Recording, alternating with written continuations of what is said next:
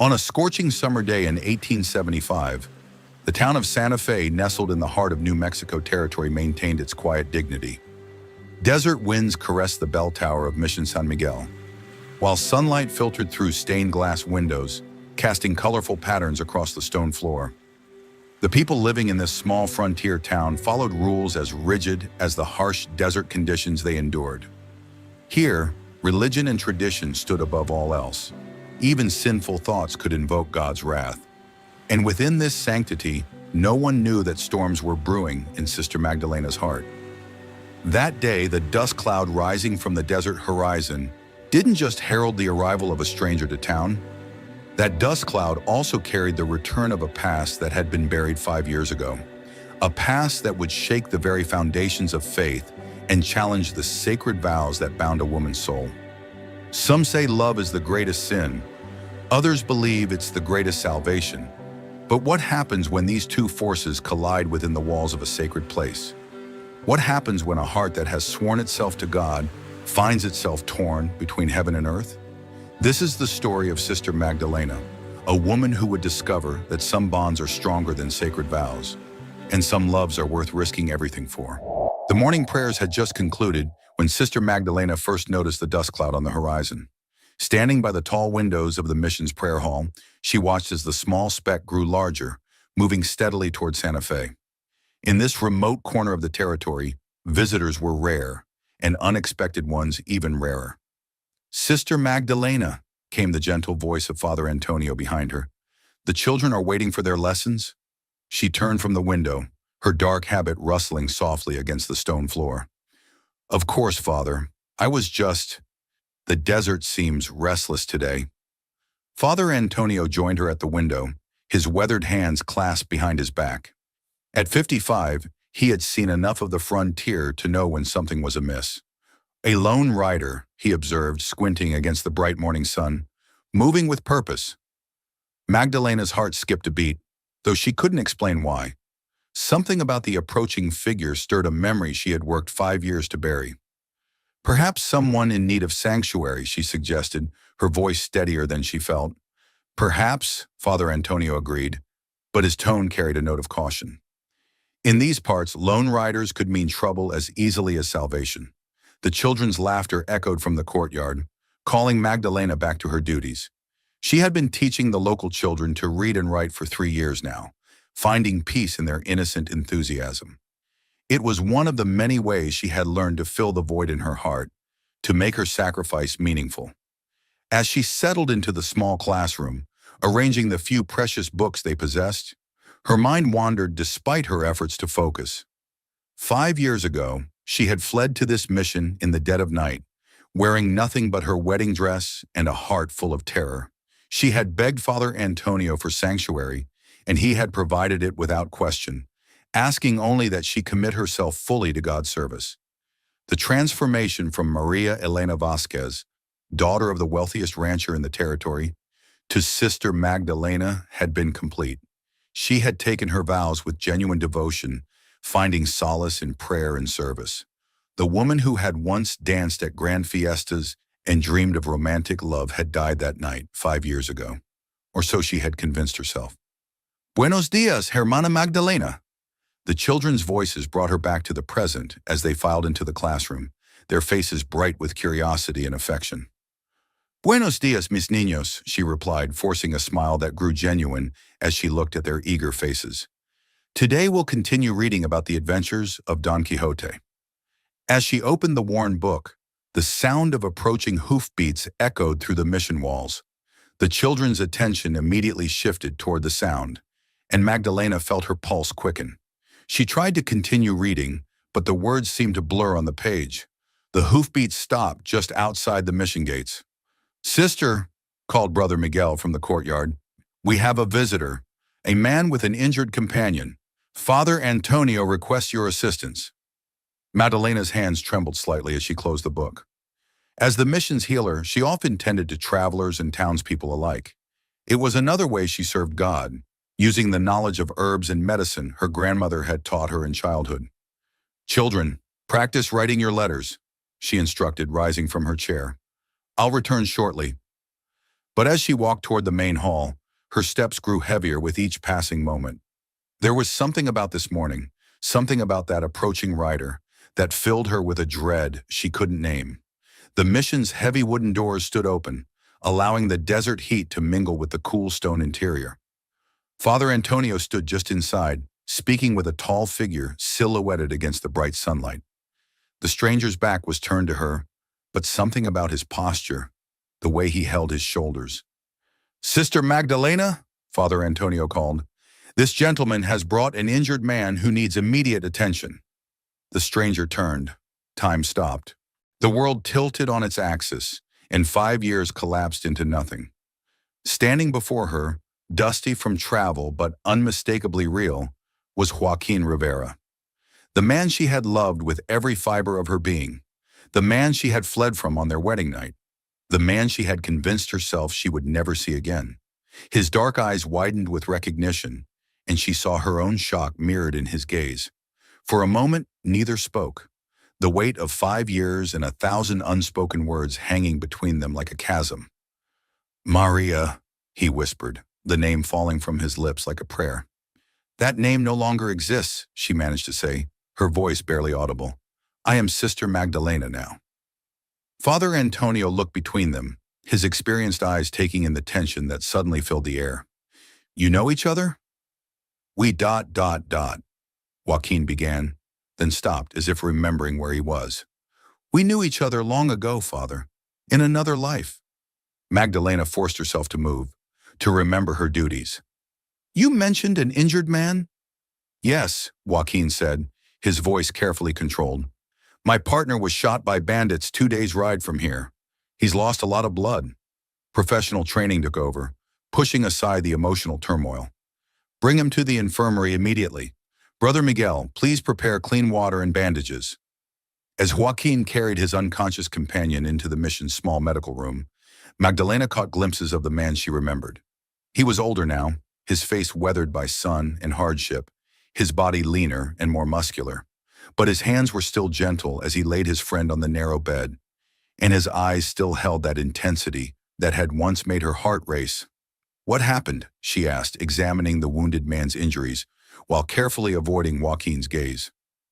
"Bandits hit our mail route 3 days out," he explained. "Tom here took a bullet meant for me. We've been riding hard to find help." Mail route. So he was a legitimate courier now, not the reckless young man who had once run with questionable companions.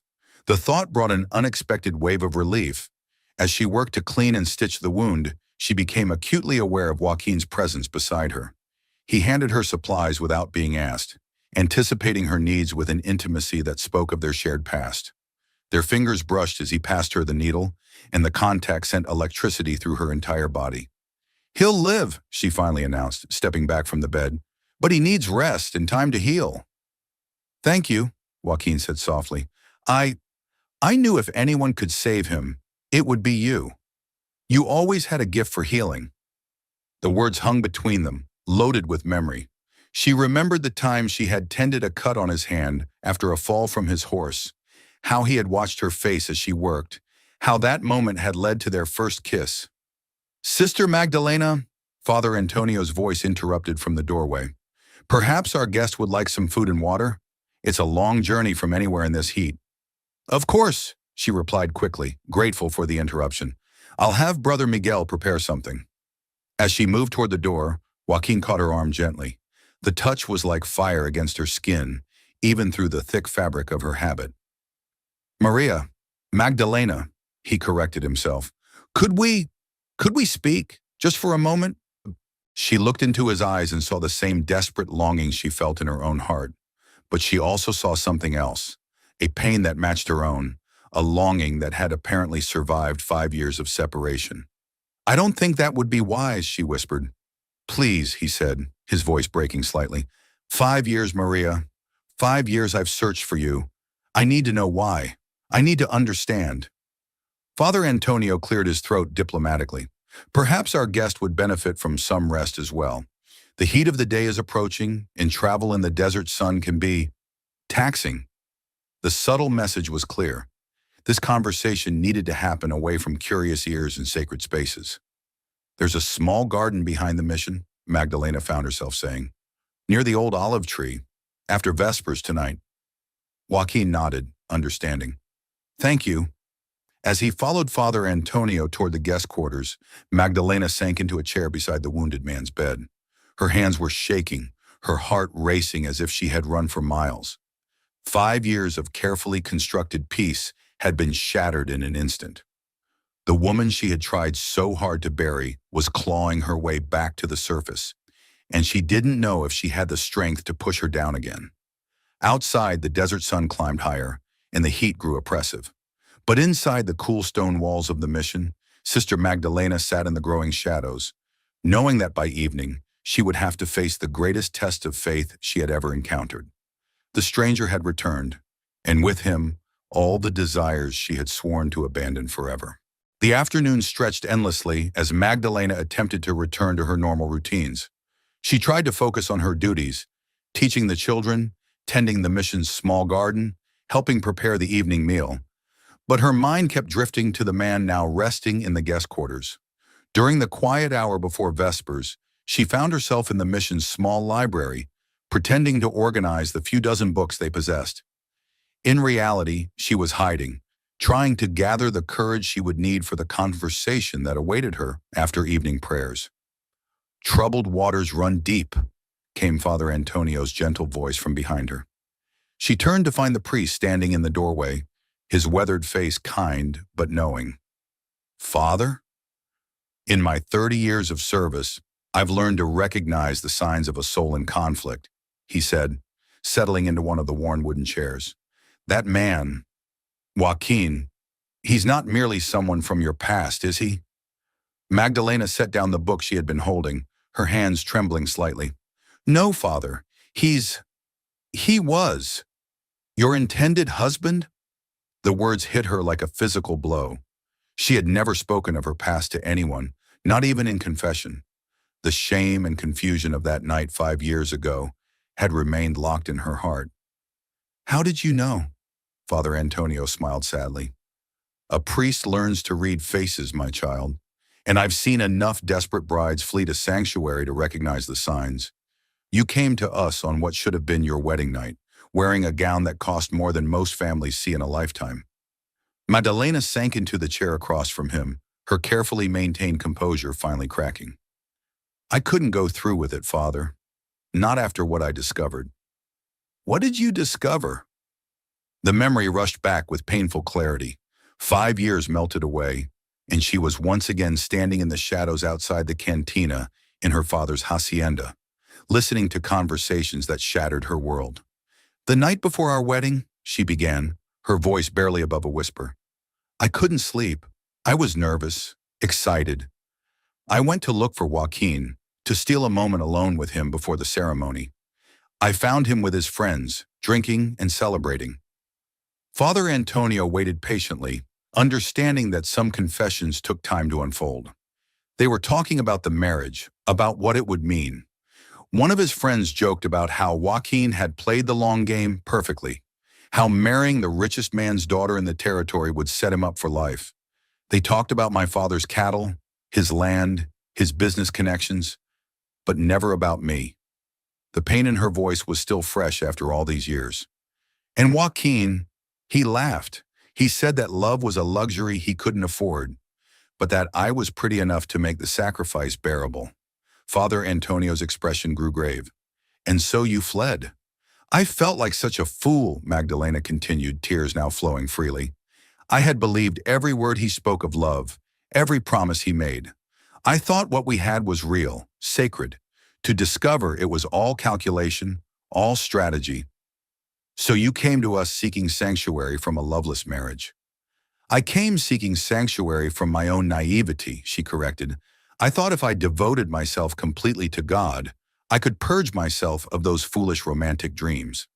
I thought I could become someone new, someone stronger." Father Antonio was quiet for a long moment, his fingers steepled in thought. "And now he's returned." "Now he's returned," she echoed.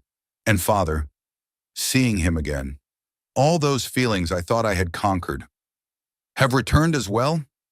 She nodded miserably. What kind of woman does that make me? What kind of nun questions her vows at the sight of a man who never truly loved her?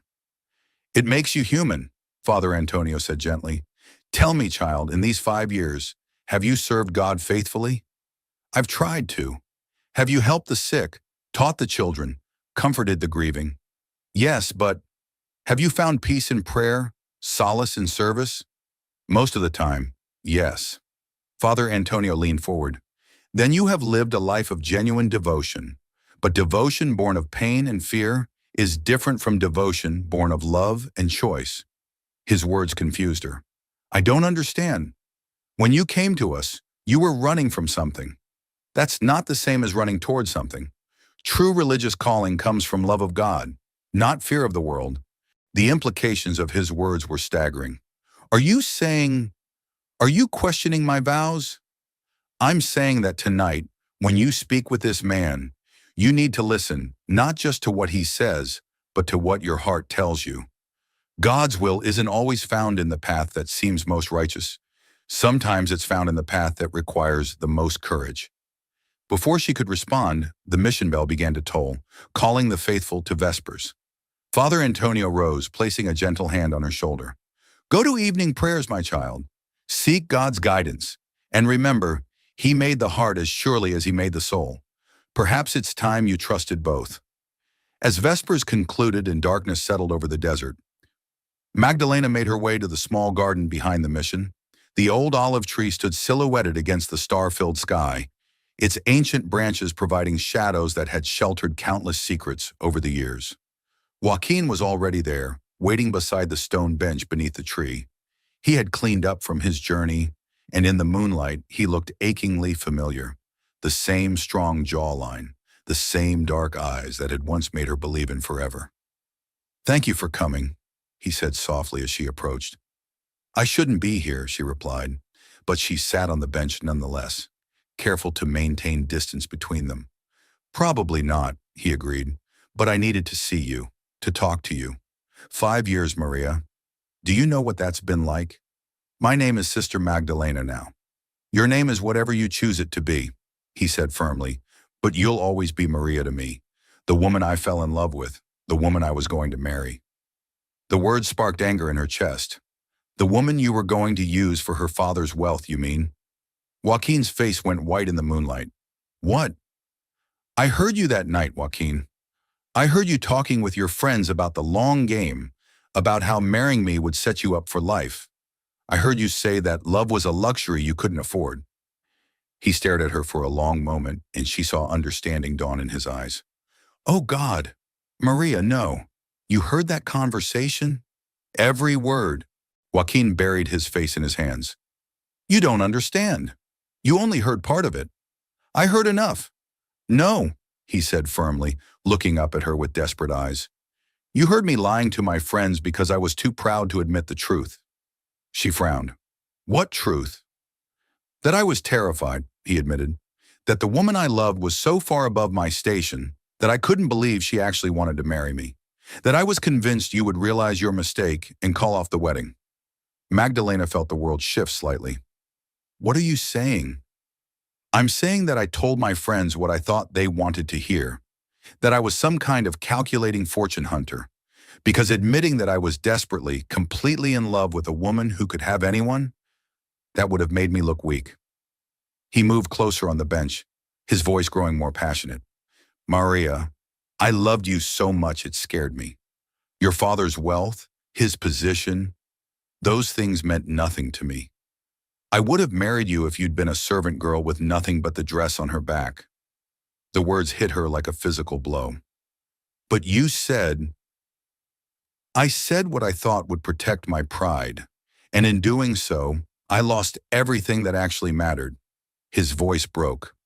I woke up the next morning ready to marry the woman of my dreams, only to find she had vanished in the night.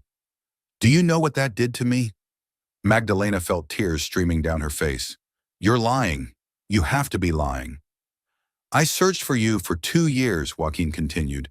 Every town, every mission, every convent. I rode hundreds of miles, spent every coin I had, neglected everything else in my life. When I finally gave up, I became a mail courier because it let me keep traveling, keep hoping that someday, somewhere, I'd find you. The garden spun around her. 5 years of carefully constructed truth was crumbling. But I heard you. You heard a scared young man trying to hide his vulnerability behind false bravado. And because of my stupidity, my pride, we both lost 5 years we could have spent together. She stood abruptly, pacing away from the bench. No, this can't be true. I've built my entire life on the belief that what we had was a lie. What we had was the most real thing in either of our lives, Joaquin said, standing as well. And it still is. The words hung in the desert air like a challenge. Magdalena turned to face him, seeing in his eyes a truth that terrified her more than any lie ever could. It doesn't matter, she whispered. Even if what you're saying is true, it doesn't matter. I've taken sacred vows, Joaquin. I belong to God now. Do you? He asked gently. Or do you belong to fear? Before she could answer, he continued. Father Antonio told me something today. He said that you've been here for 5 years, serving faithfully, but that he's never seen true joy in your service. He said you've been like a woman in mourning, going through the motions of faith without embracing its spirit. He had no right to. He said it because he cares about you, because he can see what I can see, that you're not really living, Maria. You're just existing, hiding. The truth of his words cut deep. She thought of her years at the mission, of the countless times she had knelt in prayer and felt nothing but emptiness, of the hollow satisfaction she took in her duties, the way she forced herself to find meaning in work that felt more like penance than calling. What are you asking of me? She whispered. I'm asking you to consider the possibility that maybe, just maybe, God's plan for you isn't what you think it is. Maybe he brought me back into your life for a reason. Joaquin stepped closer, and she could smell the familiar scent of leather and sage that always clung to him. I'm asking you to remember what it felt like to be truly alive, to love and be loved without shame or fear. And if I say no, if I choose to honor my vows, pain flashed across his face, but his voice remained steady. Then I'll respect that choice and disappear from your life forever. But Maria, please, before you decide, remember who you were before fear made your choices for you. With those words, he turned and walked back toward the mission, leaving her alone beneath the ancient olive tree. The desert night was alive with sounds, the distant call of coyotes, the whisper of wind through sage, the soft hoot of an owl. But all Magdalena could hear was the thundering of her own heart. For 5 years, she had told herself that she had fled to save her soul. Tonight, she was beginning to wonder if she had actually fled to lose it. The next 3 days passed in a haze of confusion and inner turmoil.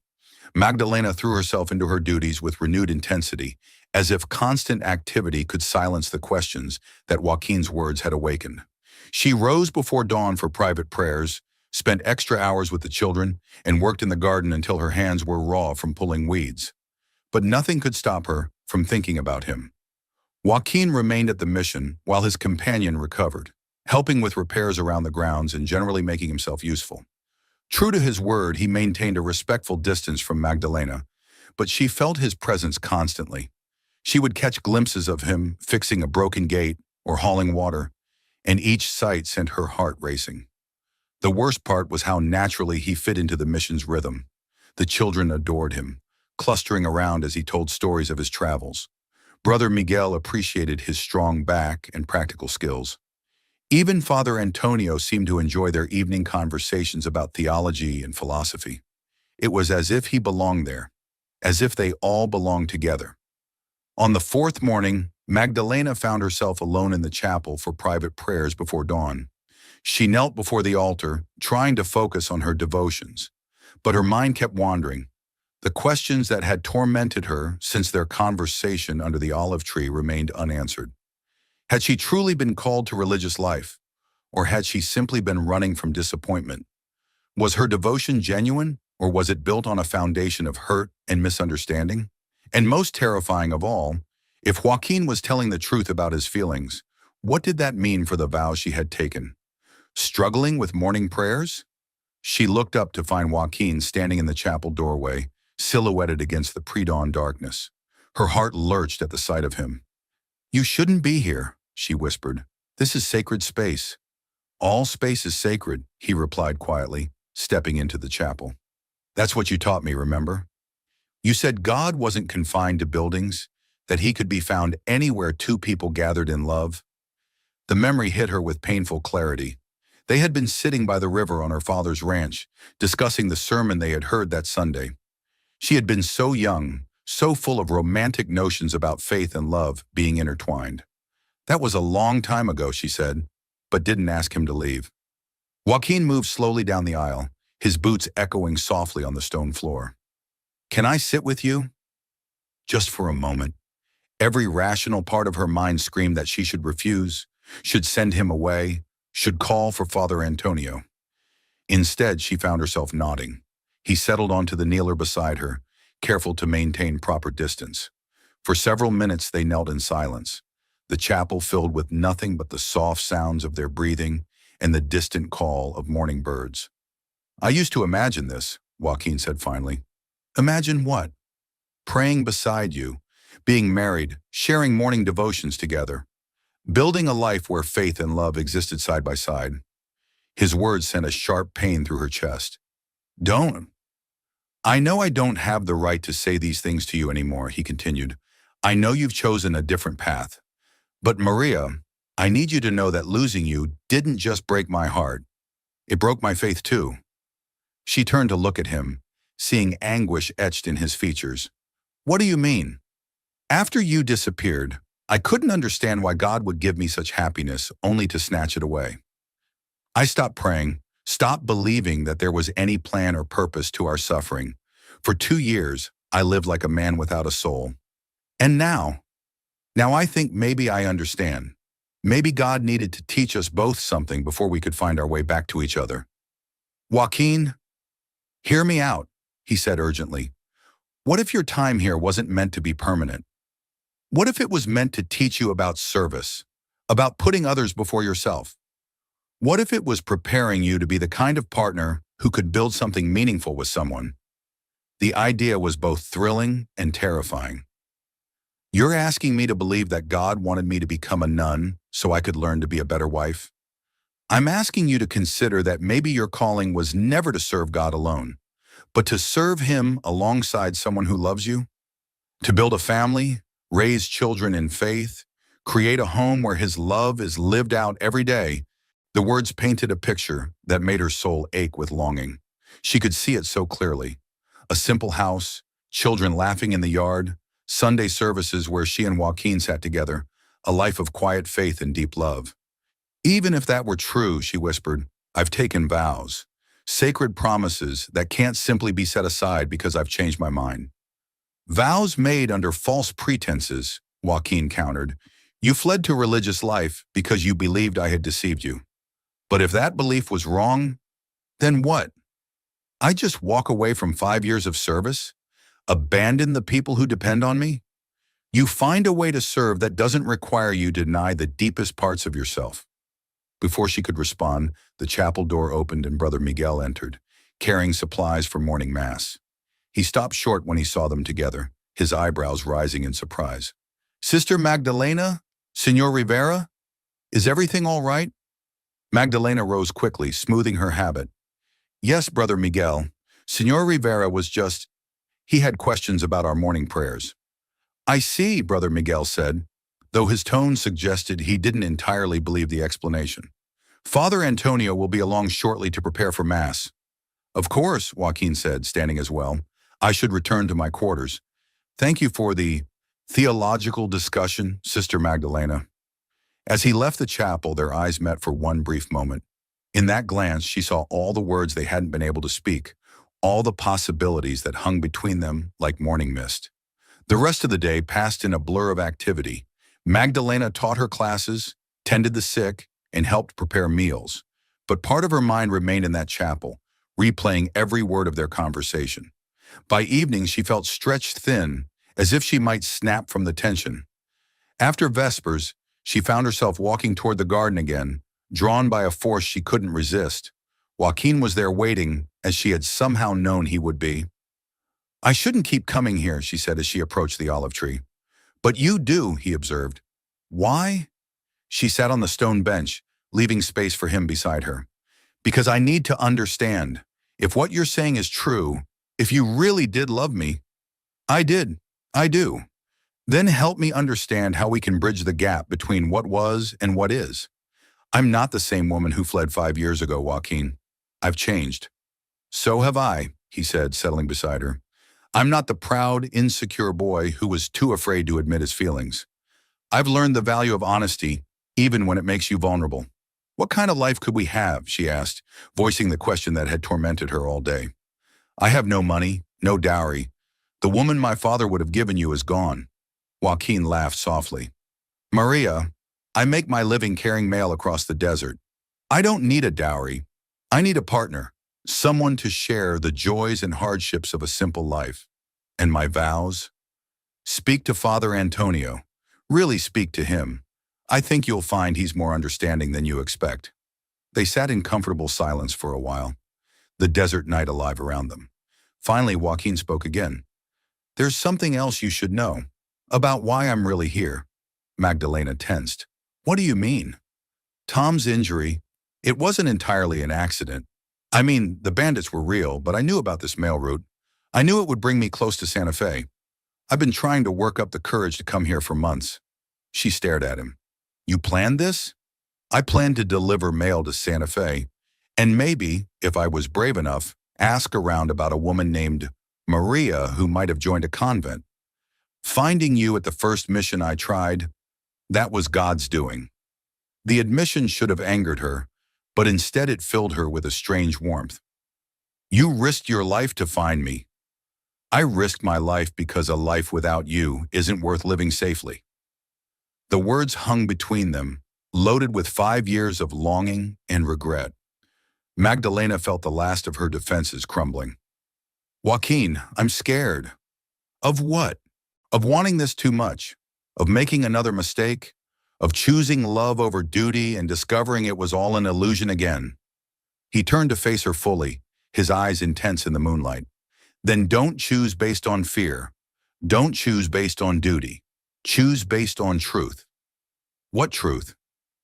The truth of what you feel when you look at me. The truth of whether your heart feels more alive in this moment than it has in 5 years.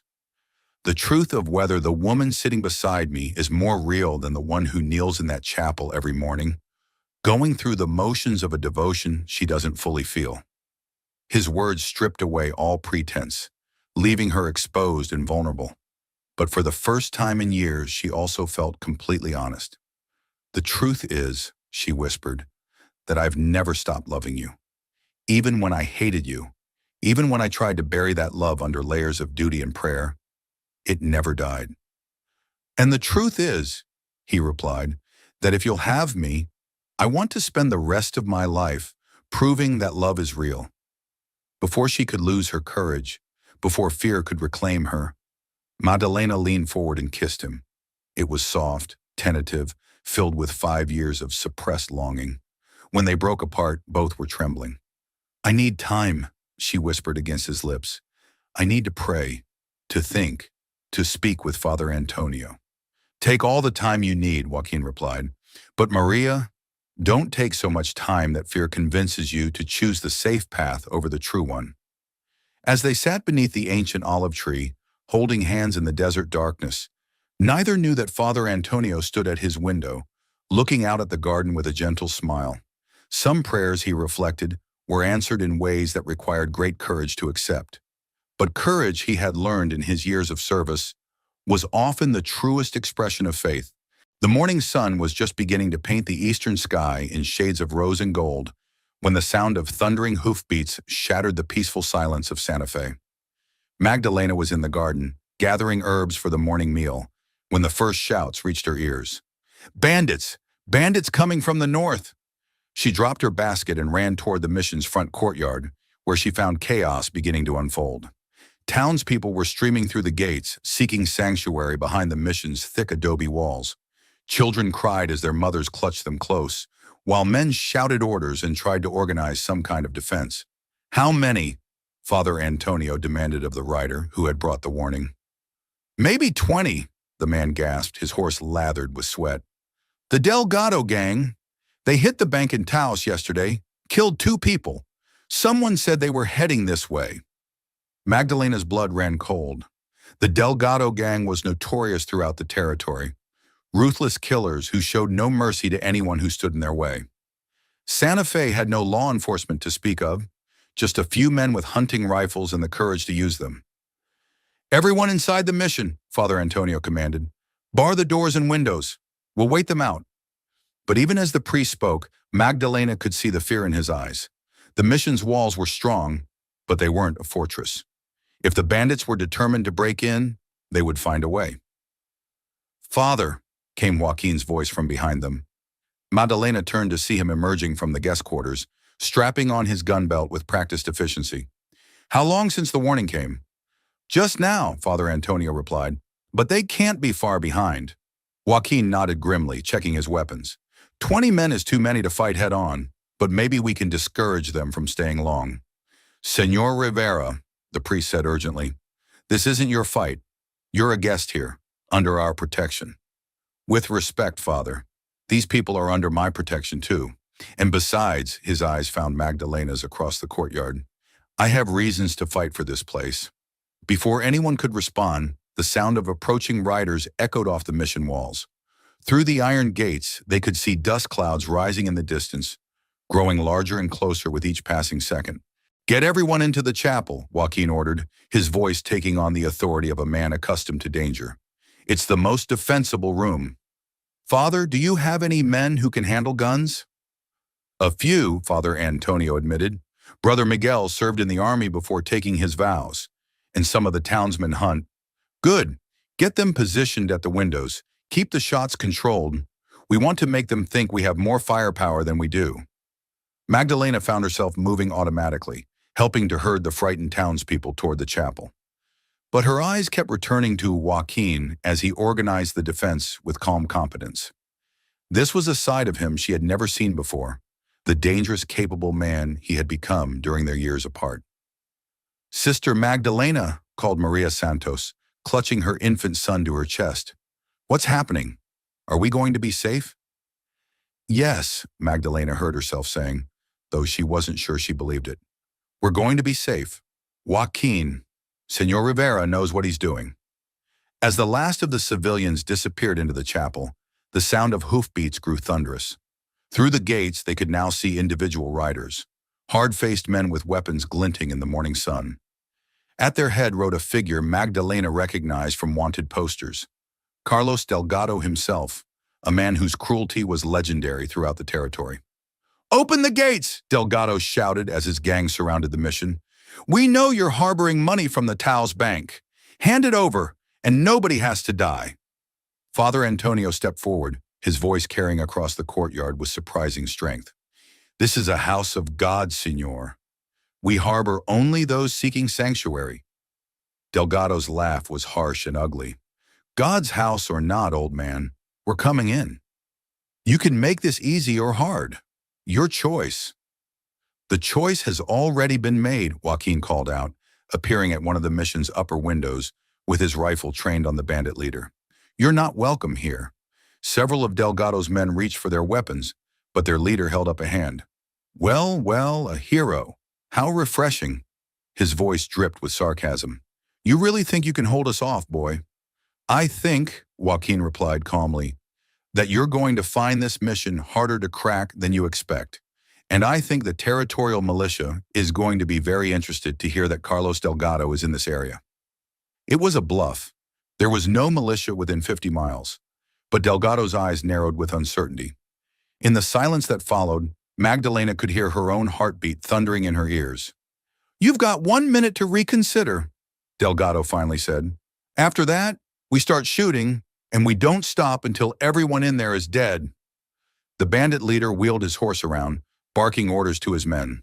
They spread out around the mission's perimeter, taking cover behind rocks and sparse vegetation. The siege was about to begin. Magdalena found herself running toward the ladder that led to the upper level, driven by an impulse she couldn't name.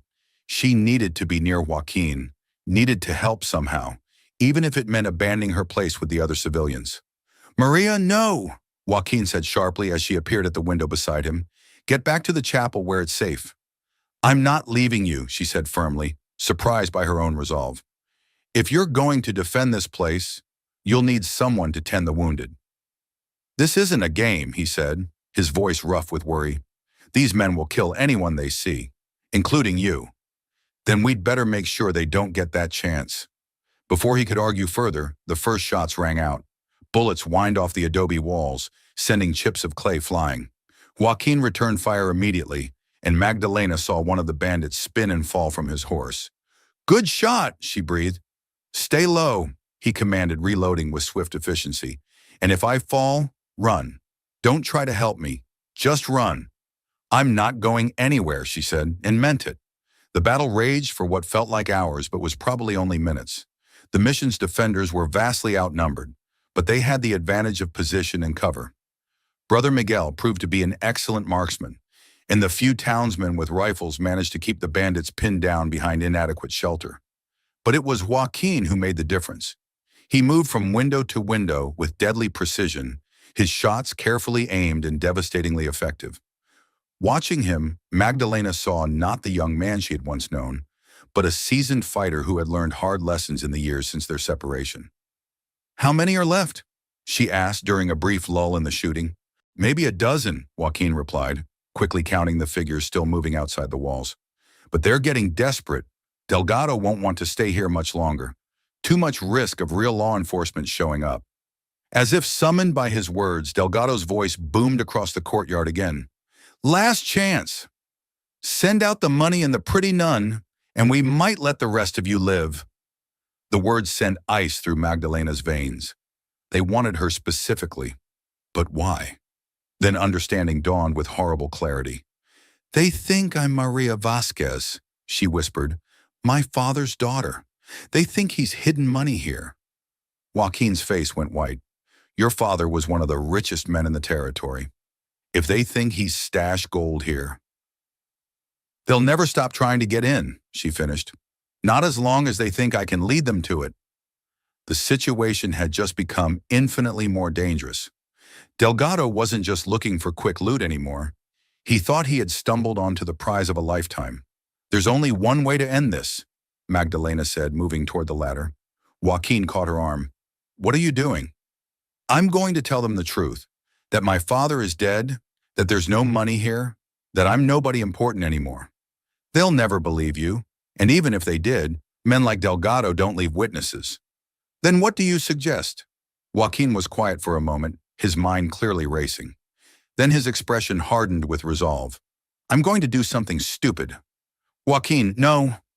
But he was already moving, stripping off his gun belt and handing it to her. "If this goes wrong, use these. Don't hesitate. Don't think about it. Just shoot anyone who tries to come through that door." "What are you planning?"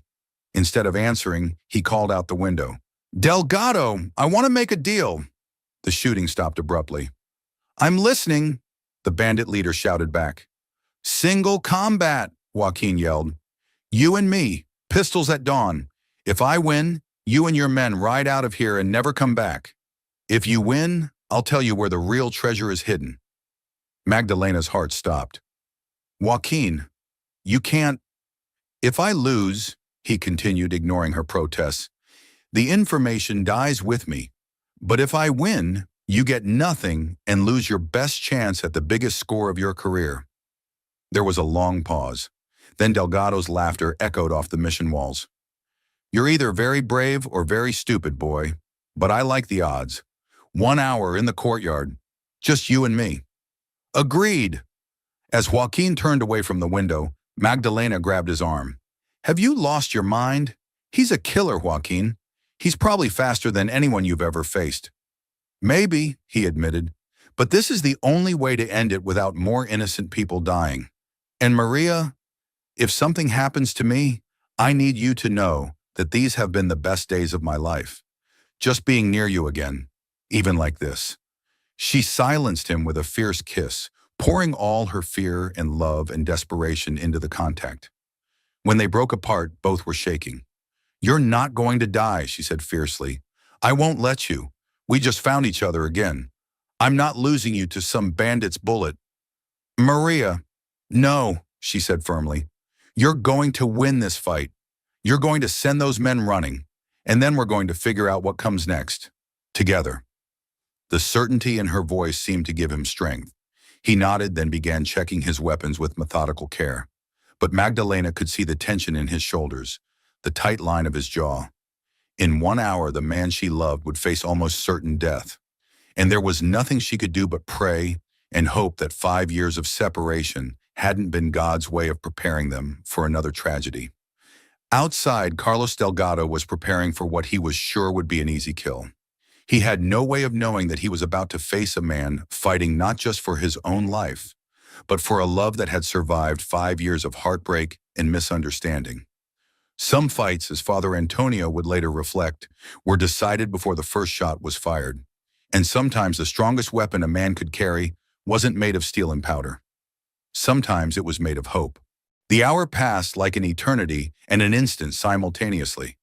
Magdalena found herself in the chapel with the other civilians, her hands clasped so tightly in prayer that her knuckles were white. Around her, mothers whispered comfort to frightened children, while men muttered among themselves about the madness of single combat. But Father Antonio knelt beside her, his weathered hands steady on his rosary. He's in God's hands now, the priest said softly, as are we all. Father, Magdalena whispered, I need to tell you something about Joaquin and me. I know, my child. She looked at him in surprise. You know, I've known since the moment he arrived, the way you looked at each other, the pain in both your eyes. It wasn't hard to deduce. Father Antonio's voice was gentle but firm. The question is, what do you intend to do about it? I don't know, she admitted. I've been so confused, so torn between duty and love. The word hung between them like a bridge she was afraid to cross. Is it wrong, Father? To want something so badly when I promised myself to God? Father Antonio was quiet for a long moment, his fingers moving over the worn beads of his rosary. Tell me, child, when you pray, what do you feel? The question surprised her. I try to feel devotion, peace. That's not what I asked. What do you actually feel? Magdalena's breath caught. Often, nothing. Emptiness, like I'm going through motions without meaning. And when you're with him? The answer came without hesitation. Alive, more alive than I've felt in 5 years. Then perhaps, Father Antonio said carefully, you've been serving the wrong altar. Before she could ask what he meant, the chapel door opened and Brother Miguel appeared.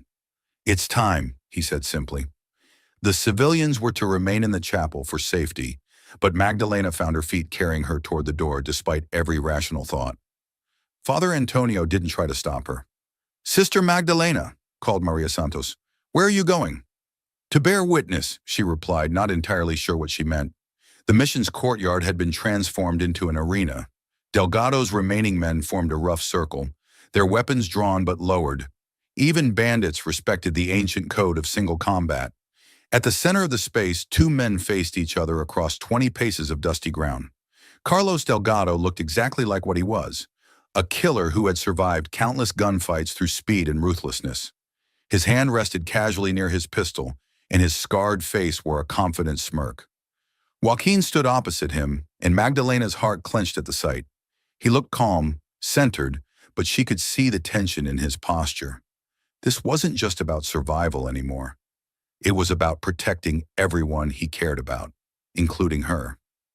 Last chance to back down, boy, Delgado called out. I've killed better men than you. Then this should be easy for you, Joaquin replied evenly. Brother Miguel stepped between them, serving as the unofficial referee. The rules are simple, he announced. On my count of 3, you draw and fire. The last man standing wins. Magdalena found herself pressed against the chapel wall, Father Antonio beside her. Her entire world had narrowed to the 2 figures in the courtyard, in the space between them that would soon erupt in violence. 1. Time seemed to slow. She could see the sweat beading on Joaquin's forehead, the way his fingers flexed near his gun handle. 2. Delgado's smirk widened. He was enjoying this. confident in his superiority. Around the courtyard, his men shifted restlessly, eager to claim their prize once their leader inevitably won. 3. Both men moved simultaneously, their hands flashing to their weapons with practiced speed. But even as the motion began, Magdalena could see that something was wrong. Delgado was faster. His gun cleared leather a fraction of a second before Joaquin's. The bandit's shot rang out first, and Magdalena saw Joaquin stagger, a red stain beginning to spread across his shirt. But impossibly, miraculously, he stayed on his feet long enough to fire his own shot. Delgado's eyes widened in shock as Joaquin's bullet took him center mass. The bandit leader looked down at the spreading crimson on his chest, then back at his opponent with something approaching respect. "Well," he gasped, dropping to his knees, "I'll be damned." Then Carlos Delgado, terror of the frontier, toppled forward and lay still. For a moment, nobody moved. The silence stretched taut as everyone processed what had just happened. Then Joaquin swayed and fell, and Magdalena was running before she consciously decided to move. "Joaquin!" She dropped to her knees beside him, her hands immediately going to the wound in his shoulder. The bullet had passed through the meat of his upper arm, painful and bloody, but not fatal. "Did I get him?" Joaquin asked weakly. "You got him," she confirmed, tears streaming down her face. "You magnificent, stupid, wonderful man. You got him." Around them, confusion reigned. Delgado's men were arguing among themselves, leaderless and uncertain. Some wanted to avenge their fallen leader. Others wanted to cut their losses and run.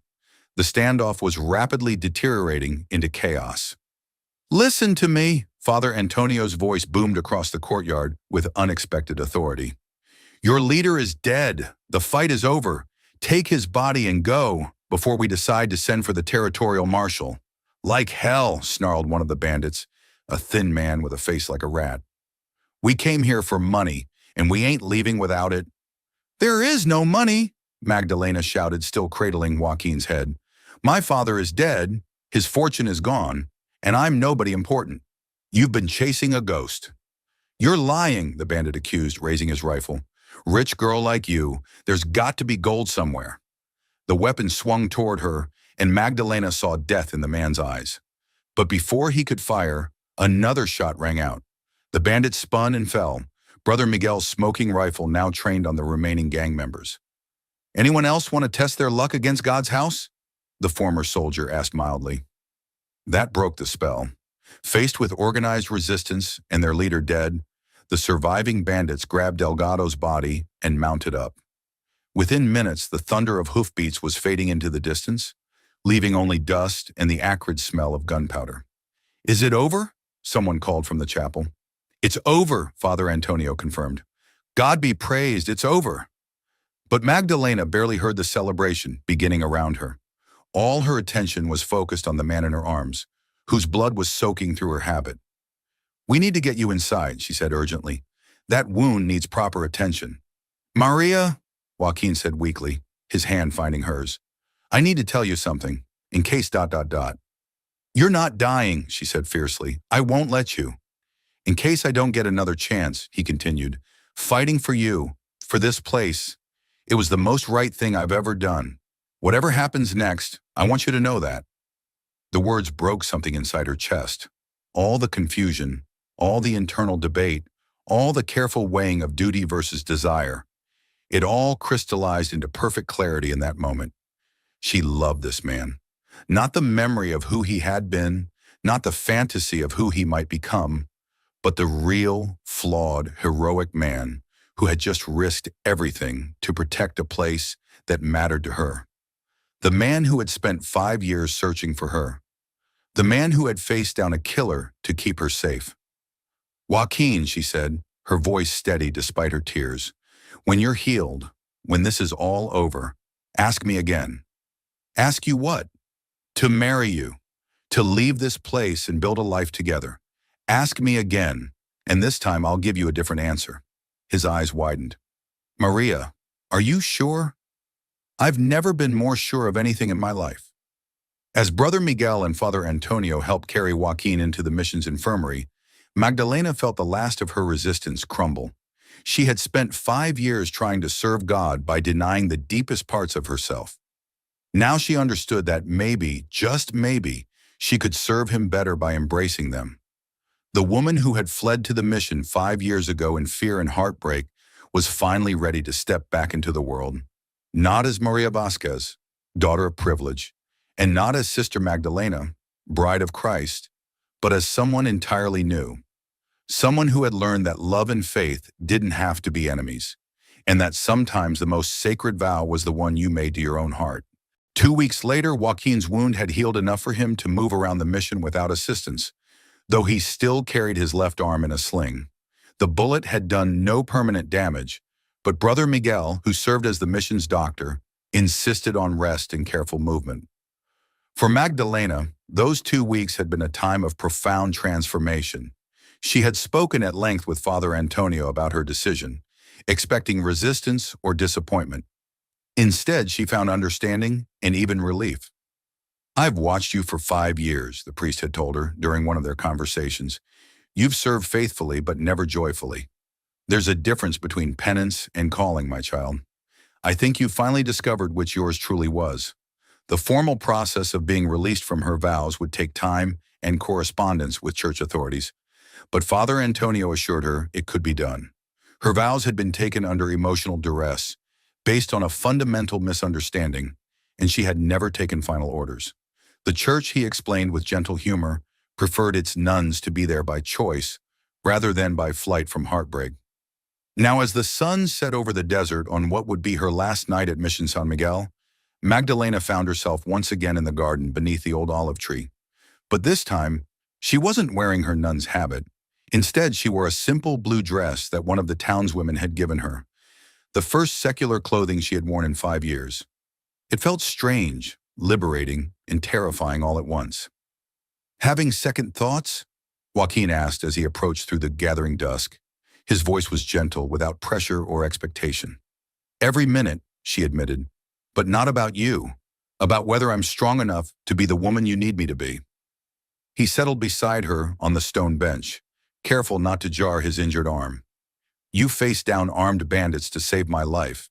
You stood up to one of the most feared killers in the territory. What could possibly make you think you're not strong enough?" "That was easy," she said with a rueful laugh. "That was just physical danger.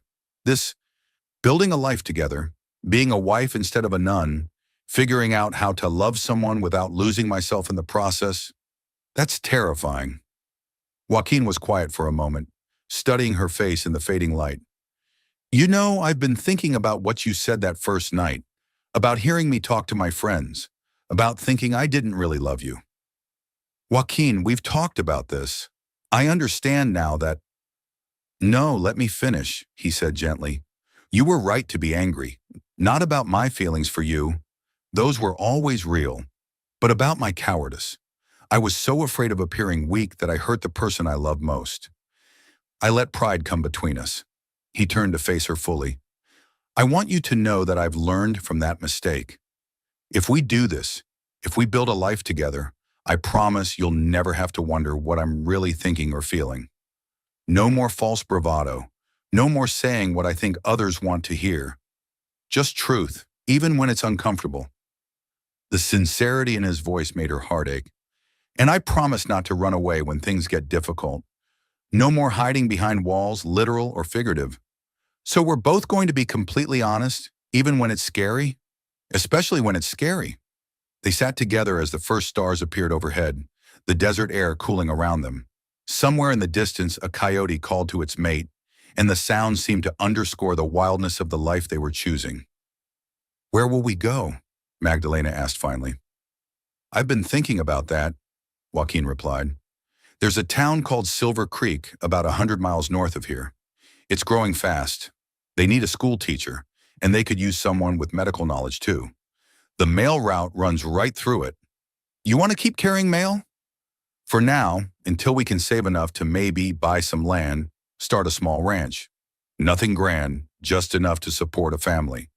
The word family sent a flutter through her chest. Children.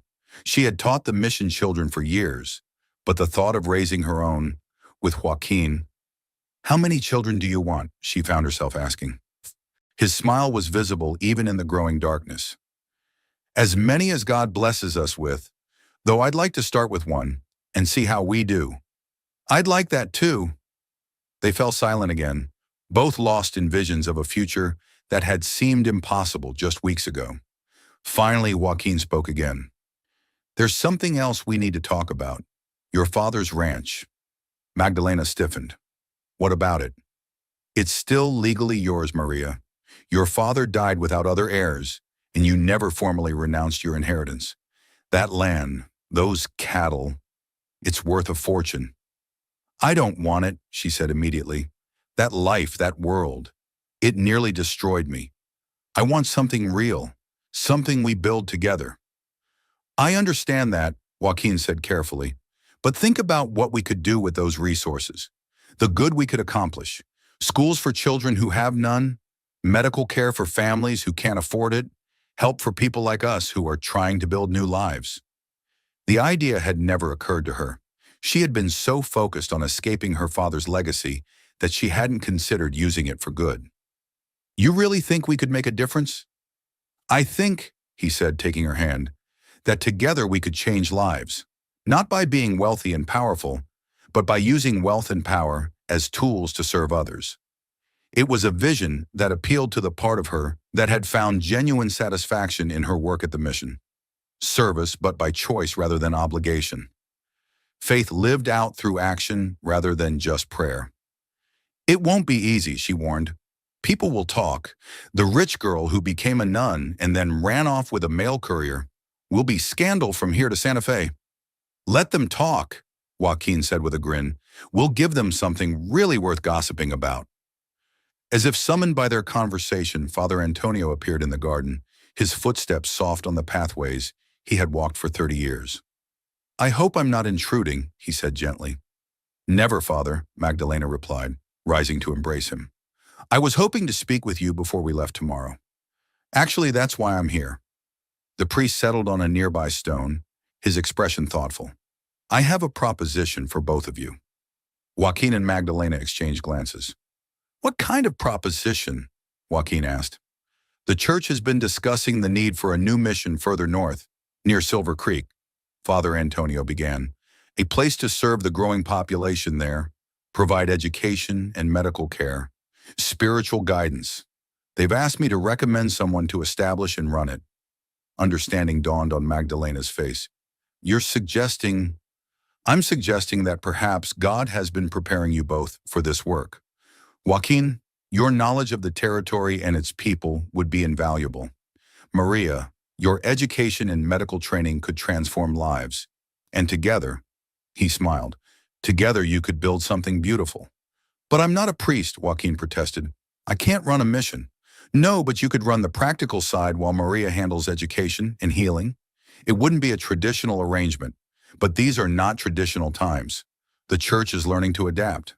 The possibility was overwhelming, to continue serving, but as partners rather than in solitude, to build something meaningful while also building their own life together. We'd be married? Magdalena asked.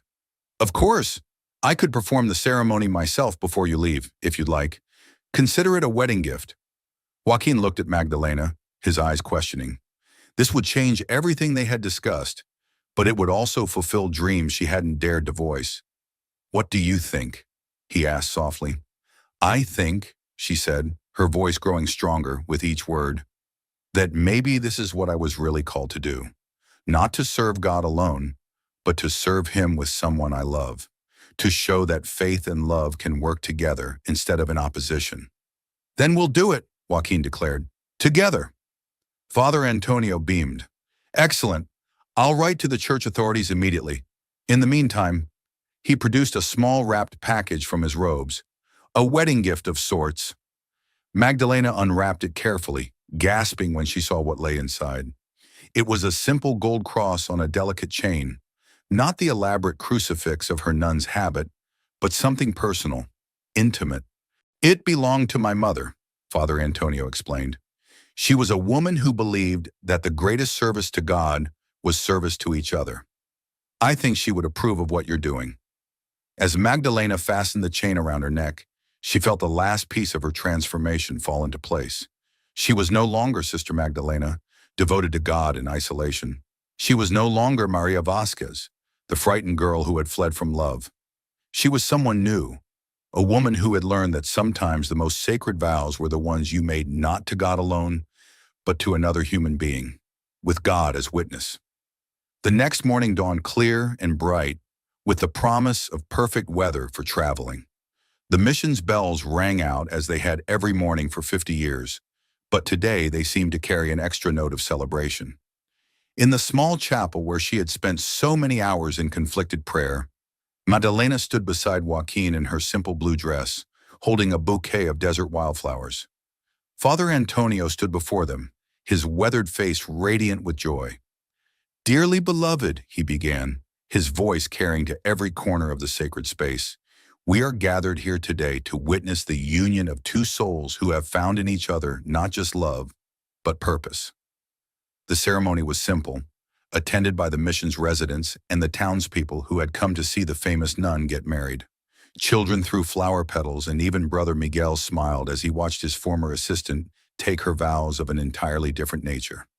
"Do you, Joaquin Rivera, take this woman to be your wife, to love and cherish, in plenty and in want, in joy and in sorrow, in sickness and in health, as long as you both shall live?"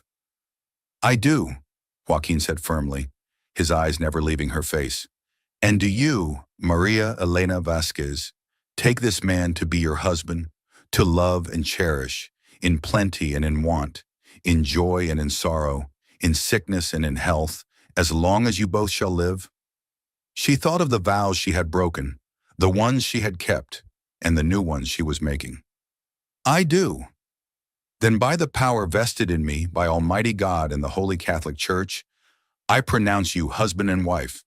What God has joined together, let no man put asunder."